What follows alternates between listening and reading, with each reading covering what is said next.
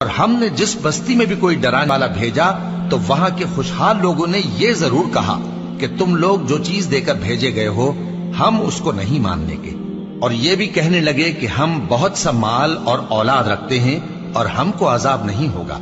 کہہ دو کہ میرا رب جس کے لیے چاہتا ہے روزی فراخ کر دیتا ہے اور جس کے لیے چاہتا ہے تنگ کر دیتا ہے، لیکن اکثر لوگ نہیں جانتے۔ اور تمہارے مال اور اولاد ایسی چیز نہیں کہ تم کو ہم سے قریب کر دیں، ہاں ہمارا مقرب وہ ہے جو ایمان لایا اور عمل نیک کرتا رہا،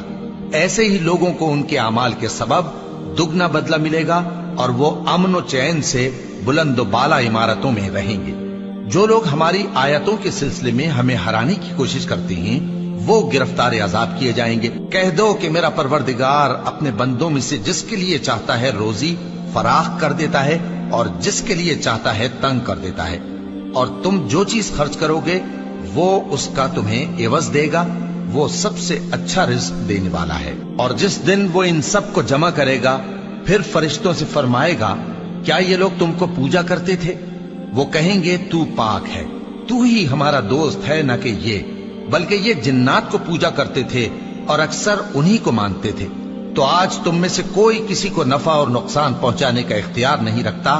اور ہم ظالموں سے کہیں گے کہ اب دوزخ کے عذاب کا جس کو تم جھوٹ سمجھتے تھے مزہ چکھو۔ اور جب ان کو ہماری روشن آیتیں پڑھ کر سنائی جاتی ہیں تو کہتے ہیں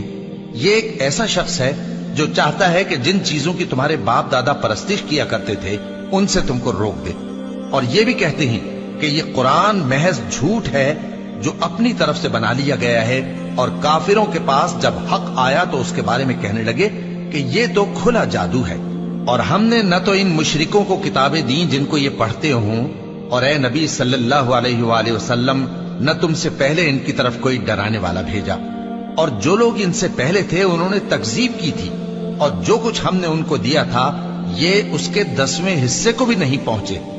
پھر انہوں نے میرے پیغمبروں کو جھٹلایا، سو میرا عذاب کیسا ہوا۔ کہہ دو کہ میں تمہیں صرف ایک بات کی نصیحت کرتا ہوں کہ تم اللہ کے لیے دو دو اور اکیلے اکیلے کھڑے ہو جاؤ، پھر غور کرو تمہارے رفیق یعنی اس نبی صلی اللہ علیہ وآلہ وسلم کو کسی طرح کا جنون نہیں، یہ تو تم کو سخت عذاب کے آنے سے پہلے ڈرانے والے ہیں۔ کہہ دو کہ میں نے تم سے کچھ صلہ مانگا ہو تو وہ تمہارا، میرا صلہ اللہ ہی کے ذمے ہے اور وہ ہر چیز سے خبردار ہے۔ کہہ دو کہ میرا پروردگار اوپر سے حق ہی نازل کرتا ہے اور وہ غیب کی باتوں کا جاننے والا ہے۔ کہہ دو کہ حق آ چکا اور باطل نہ تو پہلے کچھ کر سکتا ہے اور نہ دوبارہ کچھ کرے گا۔ کہہ دو کہ اگر میں گمراہ ہوں تو میری گمراہی کا ضرر مجھی کو ہے، اور اگر ہدایت پر ہوں تو یہ اس وحی کے طفیل ہے جو میرا پروردگار میری طرف بھیجتا ہے،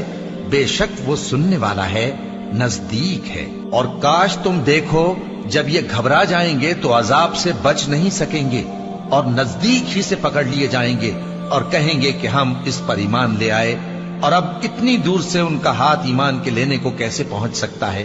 جبکہ پہلے تو اس کا انکار کرتے رہے اور بن دیکھے دور ہی سے اٹکل کے تیر چلاتے رہے، اور ان میں اور ان کی خواہشوں میں پردہ حائل کر دیا گیا جیسا کہ پہلے ان کے ہم جنسوں سے کیا گیا، وہ بھی الجھن میں ڈالنے والے شک میں پڑے ہوئے تھے۔